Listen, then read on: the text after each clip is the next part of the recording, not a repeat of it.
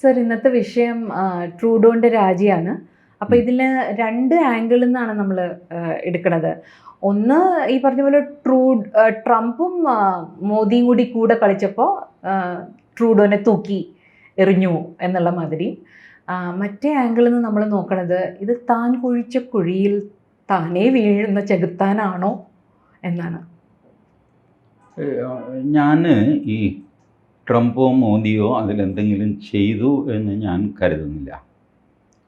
എന്നാൽ അത് സംഭവിക്കുന്നെങ്കിൽ സംഭവിച്ചോട്ടെ എന്ന് അവർ വിചാരിച്ചും കാണും. ട്രൂഡോ രാജിവെക്കാനുള്ള പ്രധാന സംഗതി ഈ അദ്ദേഹത്തിൻ്റെ ഫിനാൻസ് മിനിസ്റ്റർ ആ സ്ത്രീ രാജിവെച്ചു. രാജിവെച്ചിട്ട് അവർ പറഞ്ഞു, നിങ്ങൾ എന്തിനാണ് തുടരുന്നത്, ബെറ്റർ യു റിസൈൻ എന്ന് പറഞ്ഞു. അതിന് മുമ്പ് തന്നെ ഇങ്ങരുടെ ഹൗസിംഗ് മിനിസ്റ്റർ രാജിവെച്ചിരുന്നു, ഫിനാൻസ് മിനിസ്റ്ററേക്കാളും മുമ്പ്. അവരുടെയൊക്കെ പോയിൻ്റ്, കാനഡയെ നിങ്ങൾ സ്പോയിൽ ചെയ്തിരിക്കുന്നു. കാനഡയിൽ ചരിത്രത്തിൽ ആദ്യമായിട്ട് ഹൗസിംഗ് ഷോർട്ടേജ് ഉണ്ടായിരിക്കുന്നു. വീട് വാങ്ങാൻ കിട്ടുന്നില്ല. ഒന്നാമത് തണുപ്പിൻ്റെ സാമ്രാജ്യമാണല്ലോ കാനഡ. അപ്പോൾ അങ്ങനെ വെറുതെ അങ്ങ് വീടുണ്ടാക്കി വിൽക്കാൻ വെച്ചാലൊന്നും ആരും വാങ്ങില്ല. ഏരിയയൊക്കെ നോക്കിയിട്ടൊക്കെ വാങ്ങുള്ളൂ. ഏതായാലും there is a severe shortage of housing. അത് ട്രൂഡോയുടെ പോളിസീസ് കൊണ്ടാണ് ഈ നാശനഷ്ടമൊക്കെ ഉണ്ടായതെന്ന് പറഞ്ഞിട്ടാണ് ഹൗസിംഗ് മിനിസ്റ്റർ രാജിവെക്കുന്നത്. ഇൻഫ്ലേഷനും ഉണ്ട്, ജോബ് ക്രൈസിസും ഉണ്ട്. Inflation, job crisis, food crisis. ഭക്ഷണമില്ല. ട്രൂഡോ ഫുഡ് ബാങ്ക് എന്ന് പറഞ്ഞുണ്ടാക്കി, where you can get food. അപ്പോൾ ആ ഫുഡ് ബാങ്കിൽ തന്നെ ഫുഡ് കിട്ടാനില്ല. ഫുഡ് ക്രൈസിസ് കാനഡയ്ക്ക് ഒരു 20 വർഷം മുമ്പ് അൺഇമാജിനബിളായിരുന്നു. അവരൊക്കെ ഒന്നാം ലോകത്തിൽപ്പെട്ടതാണ്. നമ്മൾ തേർഡ് വേൾഡ് എന്ന് പറയും, അവരാണ് ഫസ്റ്റ് വേൾഡ്. കാനഡ, അമേരിക്കയൊക്കെ ഈ ഫസ്റ്റ് വേൾഡിൽപ്പെട്ട രാജ്യത്തിൽ ഫുഡില്ല എന്നുള്ള സ്ഥിതി. പ്ലസ് ഇദ്ദേഹത്തിൻ്റെ ഈ erratic behaviour inside the parliament, outside the parliament. Outside ഇദ്ദേഹം പറഞ്ഞു, ഈ എന്താണ് നിജ്ജർ, അയാളുടെ മുഴുവൻ പേര് ഇപ്പോൾ എനിക്ക് ഓർമ്മ വരുന്നില്ല, നിജ്ജറിൻ്റെ കൊലപാതകം അത് നമ്മൾ ഓർഗനൈസ് ചെയ്തതാണെന്ന് പറഞ്ഞു. നമ്മൾ ഡീസൻ്റായിട്ട് പറഞ്ഞു, okay well, if we have done it, നിങ്ങളുടെ കയ്യിൽ വല്ല തെളിവുണ്ടോ ഞങ്ങൾക്ക് ഹാൻഡ് ഓവർ ചെയ്തു, will find out, genuinely we will find out. Our people might have made some mischief, let us see. ഒരു തെളിവില്ല. ഇദ്ദേഹം ഇത് കനേഡിയൻ പാർലമെൻറ്റിനുള്ളിൽ പറഞ്ഞു. അപ്പോൾ പ്രതിപക്ഷം പറഞ്ഞു, ഇതൊക്കെ നാണക്കേടാണ്, ഇങ്ങനെ പറഞ്ഞുകൊണ്ട് നടക്കരുത്, we are a great country, do you have some evidence? നിങ്ങൾ മറ്റൊരു രാജ്യത്തെ മലൈൻ ചെയ്യുന്നു ഈ പാർലമെൻറ്റിൽ, well you can do that, but with some sort of evidence. അപ്പോൾ ട്രൂഡോ പറഞ്ഞു, അല്ല എവിഡൻസ് ഒന്നുമില്ല, എൻ്റെ ഒരു തോന്നലാണത്. What a nonsense, you come inside the parliament, നിങ്ങളുടെ തോന്നൽ വിളിച്ച് പറയാനോ? നിങ്ങൾക്ക് അങ്ങനെ ഇരിക്കുമ്പോൾ ഓരോന്നൊക്കെ തോന്നും. ഒന്നാമത് ഈ മനുഷ്യൻ ഡ്രഗ് അഡിക്റ്റാണ്, സത്യം ഞാൻ പറയും. അങ്ങനെ ഈ G20 കടന്നുപോയി, കെട്ടുവിട്ടിട്ടില്ല. അത് കഴിഞ്ഞാണ് ഫ്ലൈറ്റ് എടുത്തുകൊണ്ട് പോയത്. അത് പിന്നെ എല്ലാവർക്കും അറിയാവുന്ന പരസ്യമായ രഹസ്യമാണ്. അതാരും പറഞ്ഞ് ട്രൂഡോയെ തോൽപ്പിക്കാനൊന്നും പോകുന്നില്ല. സോ ട്രൂഡോ നോക്കിക്കഴിഞ്ഞപ്പോൾ his position has become untenable. Therefore he offered to resign. ഇനി വേറൊരു പ്രൈം മിനിസ്റ്ററെ തിരഞ്ഞെടുത്തിട്ട് ആ ദിവസം പാർട്ടി തിരഞ്ഞെടുത്ത് കഴിഞ്ഞാൽ പുള്ളി എന്താ, അവരുടെ ലേബർ പാർട്ടി അതാണല്ലോ. ഇപ്പോൾ ലേബർ പാർട്ടി ഒരു പുതിയ നേതാവിനെ തിരഞ്ഞെടുത്താൽ ആ നിമിഷം രാജി അക്സെപ്റ്റ് ചെയ്തിട്ട് ട്രൂഡോ ഇറങ്ങും. This is the situation there. പക്ഷെ സർ, ആന്തരിക കലഹം മാത്രമല്ലല്ലോ. എന്താ വെച്ചാൽ ഇപ്പോൾ ട്രംപ് കയറണതിന് മുമ്പ് തന്നെ പറയുന്നുണ്ടല്ലോ, ഞാൻ മറ്റേ കാനഡയ്ക്ക് വേണ്ടി വെച്ചിരിക്കുന്ന സബ്സിഡീസ് കുറയ്ക്കും, 25% ടാരിഫ് കൂട്ടും. പോരാത്തതിന് കാല് പിടിക്കാൻ വേണ്ടിയിട്ട് ട്രൂഡോ അവിടെ ചെന്നപ്പോഴും അമേരിക്കയുടെ ഗവർണറായാൽ മതി, കാനഡ സ്റ്റേറ്റ് ആയാൽ മതി എന്നൊക്കെ പറയുമ്പോൾ, ഒരു രാജ്യം 51ാമത്തെ രാജ്യമായാൽ മതി എന്നൊക്കെ പറയുമ്പോൾ ഇൻസൾട്ട് ചെയ്ത് വിട്ടില്ലേ? വേറൊരു പ്രശ്നമാണ് ട്രൂഡോയുടെ. കാരണം ട്രൂഡോ ഈ ഇല്ലീഗൽ ഇമിഗ്രൻസിനെ അനുവദിക്കുന്നു. കാനഡ തുടക്കം മുതൽ, കാനഡയിലെ നിയമം തന്നെ എന്താണെന്നറിയാമോ? ആരെവിടെ താമസിക്കാൻ പോയാലും നോ എന്ന് പറയാൻ പാടില്ല. അപ്പോൾ tomorrow you can take a flight, go to Canada and settle there. അവിടെ എത്തിയാൽ മതി. എന്നിട്ടത് നാളെ മുതൽ ഞാൻ കാനഡക്കാരിയാണെന്ന് പറഞ്ഞാൽ കഴിഞ്ഞു, ലക്ഷ്മി കാനഡക്കാരിയായി. ഇതാണ് അവരുടെ നിയമം. ഇത് ട്രംപ് പറഞ്ഞു, what nonsense, anybody can come and settle in your country and he becomes a citizen. ഇതിൻ്റെ തലവേദന എന്താണെന്നറിയാമോ? ഇവിടുന്ന് പോകുന്ന ഖാലിസ്ഥാൻവാദികൾ, ഈ നിജ്ജർ ടൈപ്പ് ആൾക്കാർ, ഇവരവിടെ പോയിട്ട് കനേഡിയൻ പൗരന്മാരാകും. എന്നിട്ട് അവരുടെ അൾട്ടിമേറ്റ് ഡെസ്റ്റിനേഷൻ അമേരിക്കയാണ്. അമേരിക്കൻ പൗരത്വം എടുക്കും.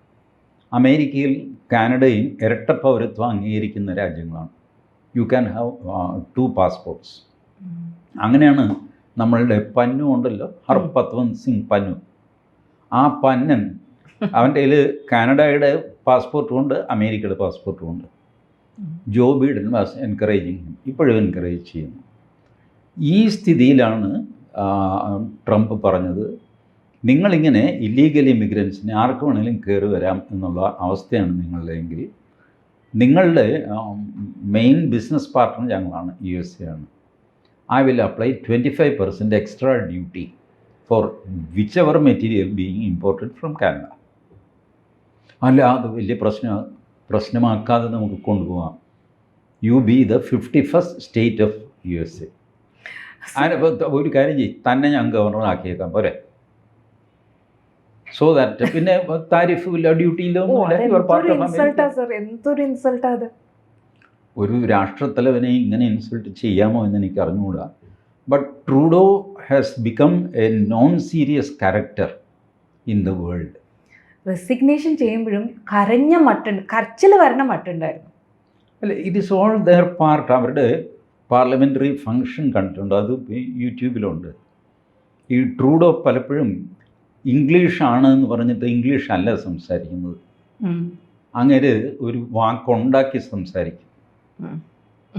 ഇപ്പോൾ ഐ വിൽ നോട്ട് വെയിറ്റ് എന്നുള്ളതിന് Trudeau there is no verification from my side എന്ന് പറയും. അപ്പോൾ പ്രതിപക്ഷത്ത് ഇതിൻ്റെ അർത്ഥം എന്താണെന്ന് ചോദിക്കുമ്പോൾ അങ്ങനെ പറയും, നിങ്ങൾക്ക് ഇംഗ്ലീഷ് അറിഞ്ഞുകൂടാ, അതുകൊണ്ടാണ്. Speaker has to interview. പിന്നെ ഒരു കാര്യം, നമ്മുടെ ഇന്ത്യൻ പാർലമെൻറ്റ് പോലെയല്ല, ഇവർ സ്പീക്കറെ ഡിസ്റ്റർബ് ചെയ്യില്ല കേട്ടോ. സ്പീക്കർ എണീറ്റ് നിന്ന് കഴിഞ്ഞാൽ അപ്പം തന്നെ എല്ലാവരും ഇരിക്കും. സ്പീക്കർ പറയും, prime minister, I will not make any comment on your English, but please explain if the opposition demands that. നിനക്ക് ഇംഗ്ലീഷ് അറിയില്ല, വെയിറ്റിഫിക്കേഷൻ എന്ന് പറഞ്ഞ് വാക്കില്ല, ഇതൊന്നും സ്പീക്കർ പറയുന്നില്ല. കാരണം അത് മോശമാണ്. അതുകൊണ്ട് ഓപ്പോസിഷന് മനസ്സിലായില്ല എന്ന് പറഞ്ഞാൽ മനസ്സിലാവുന്ന ഭാഷയിലും പറഞ്ഞു കൊടുക്കും എന്ന് മാത്രം. ഈ മനസ്സിലാവുന്ന ഭാഷ ഇയാളുടെ തലയിൽ വരുന്നില്ല. കാരണം കണ്ടിന്യൂസ് ഡ്രഗ് യൂസിൻ്റെയൊക്കെ കുഴപ്പം ഇതാണ്. Slowly your brain will be confused, it will be damaged, all these things will happen. ഇത് എല്ലാവർക്കും അറിയാം. But what to do, he is the prime minister. Sir, അപ്പോൾ ഈ മൈനോറിറ്റി ഗവൺമെൻറ് ആണല്ലോ ഇത് തുടക്കം തൊട്ട്, കഴിഞ്ഞ ടേം തൊട്ട് തന്നെ രണ്ടാമത്തെ മൈനോറിറ്റി ഗവൺമെൻറ് ആണ് ഈ NDPയുടെ സപ്പോർട്ടോടുകൂടി, ജഗ്മീത് സിംഗിൻ്റെ സപ്പോർട്ടോടുകൂടി നടത്തുന്നത്. അപ്പോൾ അവിടെ തന്നെ ഈ ഒരു ഇന്ത്യ സഖ്യം പോലത്തെ ഒരു അവസ്ഥ വന്നില്ലേ, എന്താ പറയുക, ഒരു ദുരവസ്ഥ വന്നു. ഇതിൻ്റെയൊക്കെ പ്രധാന കാരണം ഈ ജഗ്മീത് സിംഗ് തന്നെയാണ്. എന്താ, ന്യൂ ഡെമോക്രാറ്റിക് പാർട്ടി, അയാളുടെ സിഖുകാരുടെ, അവർക്ക് കുറച്ച് MP-മാരൊക്കെ ഉണ്ട്. അത് വെച്ചിട്ടാണ് ഈ ട്രൂഡോ കളിച്ചുകൊണ്ടിരുന്നത്. ഈ ഖാലിസ്ഥാനികളെ മുഴുവൻ അയാൾ പ്രോത്സാഹിപ്പിച്ചുകൊണ്ടിരുന്നത്. അപ്പോൾ അപ്പുറത്ത് കൺസർവേറ്റീവ്സിന് ഈ ഒരു ചിന്ത തുടങ്ങി, എന്താ നമ്മുടെ നാട്ടിൽ സംഭവിക്കുന്നത്. തദ്ദേശീയരെ കൊലപ്പെടുത്തിയിട്ടാണ് സായിപ്പന്മാരവിടെ ആളാകുന്നത്. ഇപ്പോൾ അവർ ഒറിജിനൽ വെള്ളക്കാർക്ക് വിഷമമായി തുടങ്ങി. ഈ ഇമിഗ്രേഷൻ പോളിസി ശരിയല്ല, ആർക്കും എപ്പോഴും കയറി ഒന്ന് സെറ്റിൽ ചെയ്യാൻ പറ്റില്ല, അതുകൊണ്ട് അത് മാറണം. ഇൻ എഫക്റ്റ് അത് ഇന്ത്യക്ക് അത്ര നല്ലതല്ല. ഇന്ത്യയിൽ നിന്ന് പോയി സെറ്റിൽ ആവുന്ന ഒരുപാട് പേരുണ്ട്.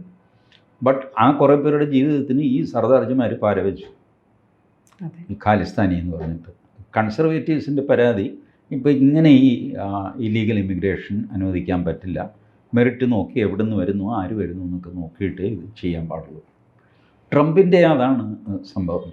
You stop illegal immigration, I will not apply extra duty on your goods. But if you are continuing with illegal immigration, I have to charge you extra because it is against my policy. ഇതാണ് പറഞ്ഞത്. അപ്പോൾ ഈ pleaded helplessness. അപ്പോഴാണ് Trump പറഞ്ഞത്, ഒരു കാര്യം ചെയ്യും, നിങ്ങളൊന്നും കൊണ്ടും വിഷമിക്കേണ്ട, നിങ്ങൾ സ്റ്റേറ്റ് ആയിട്ട് മാറിക്കോ, അത് കഴിയുമ്പോൾ പിന്നെ ഡ്യൂട്ടി ഇല്ല, ഒന്നുമില്ല, it is my responsibility to run your state also.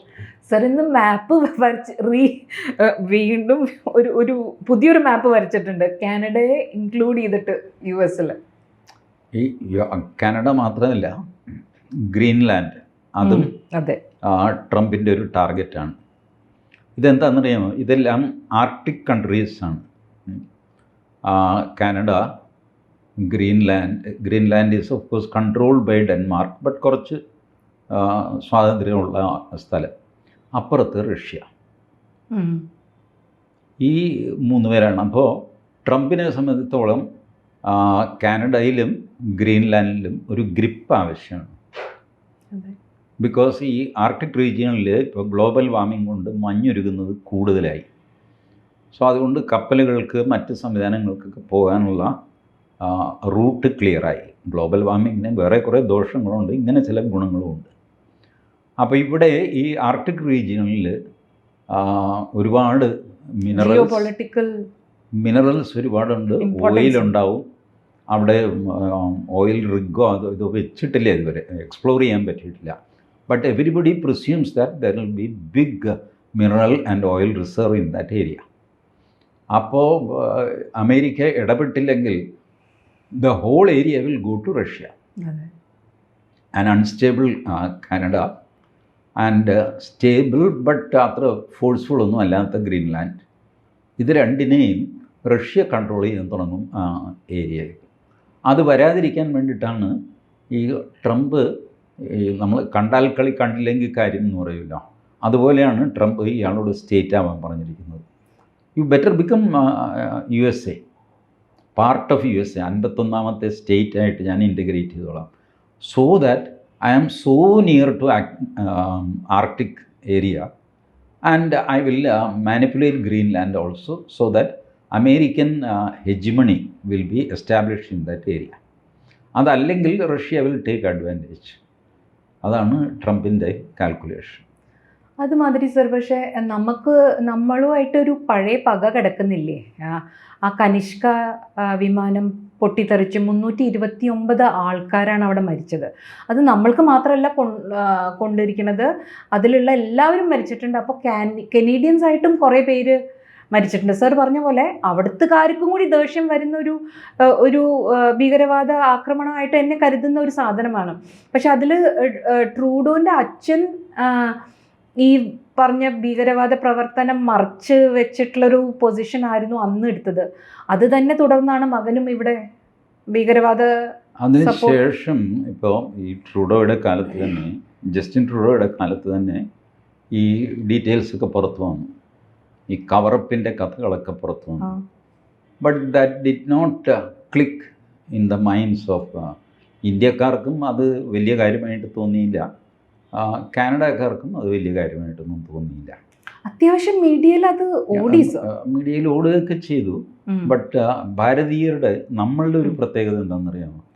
നമ്മൾ കുറച്ച് കഴിയുമ്പോൾ നമ്മൾ അതൊക്കെ പോട്ടേന്ന് വിടുക, അന്ന് അങ്ങനെയൊക്കെ പറ്റി എന്ന് പറഞ്ഞ്, ഈ സംസ്കൃതത്തിൽ പറയുമല്ലോ, ഗതം ഗതം സർവം ഉപേക്ഷണീയം, ആയാതം ആയാതം അപേക്ഷണീയം. അതാണ് ഭാരതത്തിൻ്റെ ഒരു സ്വഭാവം. പോയത് പോട്ടെ, വരുന്നത് നോക്കാം എന്നുള്ളത്. ദാറ്റ് ഈസ് വൈ ശ്രദ്ധിച്ചിട്ടുണ്ടോ, ഭാരതീയർ പൊതുവെ ചരിത്ര ഗ്രന്ഥങ്ങൾ ഇല്ല. നമുക്കുള്ളത് പുരാണം, ഇതിഹാസം, വേദം, ഉപനിഷത്ത്, ഇതൊക്കെയുണ്ട്. ഹിസ്റ്ററി എന്ന് പറഞ്ഞിട്ട് കോൾഡ് ഹിസ്റ്ററി ഉണ്ടല്ലോ, കോൾഡ് ഡ്രൈ ഹിസ്റ്ററി, അത് നമുക്കില്ല. അത് ഈ അധിനിവേശ ഇവർ എല്ലാവരും കത്തിച്ചതുകൊണ്ടല്ലേ? അത് മാത്രമായിട്ടെടുത്ത് കത്തിക്കുകയാണ്, ഇതൊക്കെ കത്തിക്കേണ്ടത്. അല്ല, പോയിട്ടുണ്ടല്ലോ അങ്ങനെയും നമ്മുടെ പുറം പോയിട്ടുണ്ട്, ഇല്ലെന്ന് ഞാൻ പറഞ്ഞില്ല. But 100% you cannot. അതിന് ശേഷമുള്ള ഹിസ്റ്ററി നമ്മൾ ജനറേറ്റ്, നമ്മൾ എന്ത് ചെയ്തു അത് നിലനിർത്താൻ അല്ലേ? ഇല്ല, അതിന് ശേഷം ഇപ്പോൾ അവർ വന്നു കത്തിച്ചു. അതിന് ശേഷവും ഭാരതത്തിന് ചരിത്രം ഉണ്ടായില്ല. കുറഞ്ഞത് ഒരു 180, 200, 250 കൊല്ലത്തെ ചരിത്രമുണ്ട്. അത് നമ്മൾ കൃത്യമായിട്ട് രേഖപ്പെടുത്തിയിട്ടുണ്ടോ? ഇല്ല. ഇന്നും നമുക്ക് കേരളം എങ്ങനെ ഉണ്ടായി എന്ന് ചോദിച്ചാൽ ഖണ്ഡിതമായൊരു ഉത്തരവുണ്ടോ? പല ഉത്തരങ്ങളാണ്. പരശുരാമൻ മഴുവെറിഞ്ഞ് സൃഷ്ടിച്ചതാണ്. It is all exaggerated story. You and me know. മഴുവെറിഞ്ഞെന്നും ഒരു നാടക്കും കടലിൽ നിന്ന് പൊങ്ങി വരിക എന്ന് പറയുന്നത് അത്. എനിവേ, ഒരു ഹിസ്റ്ററി ഞാൻ ഖണ്ഡിതമായിട്ട് ഡിസിസീവായ ഒരു ഹിസ്റ്ററി ഇല്ല. കേരളത്തിൻ്റെ ഇപ്പോൾ ഇളംകുളം കുഞ്ഞമ്പിള്ള ഹിസ്റ്റോറിയനാണ്. ബട്ട് കുഞ്ഞമ്പിള്ളയുടെ പുസ്തകത്തിലും ഒക്കെ നോക്കിക്കോ, ഇങ്ങനെ ആവാം, ഇങ്ങനെയും ആയിക്കൂടെ, ഇങ്ങനെ ആയിക്കൂടുന്നില്ല, ഇങ്ങനെയൊക്കെയാണ് അദ്ദേഹം എഴുതുന്നത്. നമ്മുടെ എഴുത്തുകാരും കഥകളും മെയിൻ ക്യാരക്ടറിനെ മാറ്റി. അത് ഞാനതാ പറഞ്ഞു, നമ്മളുടെ പണ്ട് മുതലേയുള്ളൊരു സ്വഭാവം ഈ ഗതം ഗതം സർവോപേക്ഷണീയം, അത് പൊക്കോട്ടെ, ഇനി അത് തുറക്കണ്ട ആ ചാപ്റ്റേഴ്സ്. അപ്പോൾ ഹിസ്റ്ററി, ചരിത്രം എന്ന് പറയുന്നതിനേക്കാൾ നമ്മൾ ഉപയോഗിക്കുന്ന വാക്ക് പുരാണം എന്നാണ്. പഴയ കാര്യം. നമ്മൾ സാധാരണ സംസാരിക്കുമ്പോൾ വെറുതെ പഴംപുരാണം എന്ത് കാര്യം പറഞ്ഞിട്ട്, അപ്പോൾ പുരാണം വേണ്ട, കഴിഞ്ഞു. ഇതിന് കുറച്ച് ഗുണങ്ങളുണ്ട്. ഇൻഡിവിജ്വലി ഒരു ഭാരതീയനെ എടുത്താൽ അവനൊരു ഫിലോസഫി ഉണ്ട് ജീവിതത്തിൽ, ഒരു സമാധാനമുണ്ട്. ബിക്കോസ് പോയത് പോട്ടെ എന്ന് വിചാരിക്കാൻ അസാമാന്യമായ ആത്മധൈര്യം വേണം. ഒരു സാധനം നഷ്ടപ്പെട്ടിട്ട് അത് പോട്ടെ എന്ന് വയ്ക്കണമെങ്കിൽ വലിയ അറ്റാച്ച്മെൻ്റ് ആണല്ലോ അതെടുത്ത് കളയാൻ അസാമാന്യമായ ധൈര്യം വേണം. ഈ ഒരു റെസിലിയൻസ് ഭാരതത്തിന് വ്യക്തിക്കുണ്ടാവും. ബട്ട് ഒരു സമൂഹം എന്നുള്ള നിലയ്ക്ക് നമുക്ക് ചരിത്രത്തെ ചൊല്ലി കറക്റ്റായ ഐഡിയ ഒന്നുമില്ല. ഇപ്പോൾ റീസെൻ്റ്ലി നടക്കുന്ന വഴക്ക് നോക്കും, ക്ഷേത്രത്തിൽ ഷർട്ട് ഇടണോ വേണ്ടയോ എന്നാണ് ഈ ഷർട്ട് എന്ന സമ്പ്രദായം തുടങ്ങിയത്. ഷർട്ട് ഏതായാലും മലയാളി വേഷമല്ല എന്നത് തുടങ്ങി. എങ്ങനെ അത് ഡെവലപ്പ് ചെയ്തു, ആരിത് ഇമ്പോസ് ചെയ്തു? You don't have any record. ഇത് തന്നെ നമ്മളുടെ ശബരിമല കേസിൽ സുപ്രീം കോടതി റെക്കോർഡ് ചെയ്തിട്ടുണ്ട്. എന്നീ സമ്പ്രദായം തുടങ്ങി എന്നുള്ള കൃത്യമായ ഒരു ഐഡിയ കിട്ടുന്നില്ല. അപ്പോൾ അതിനൊക്കെ ഈ റെക്കോർഡ്സ് ഉണ്ടായിരുന്നെങ്കിൽ കുറച്ചും കൂടി ക്ലിയർ ആയിട്ടും പെട്ടെന്ന് തീരുമാനങ്ങളിലേക്ക് എത്താനും. റെക്കോർഡ്സ് ഉണ്ടെങ്കിൽ ഡിസ്പ്യൂട്ട് പെട്ടെന്ന് തീർക്കാൻ പറ്റും, സെൻറ്റിമെൻറ്റ്സ് തീർക്കാൻ പറ്റില്ല കേട്ടോ. That will continue in spite of records. ഈ റെക്കോർഡ്സ് കാണിച്ചാലും അംഗീകരിക്കാത്ത ചിലരുണ്ട്.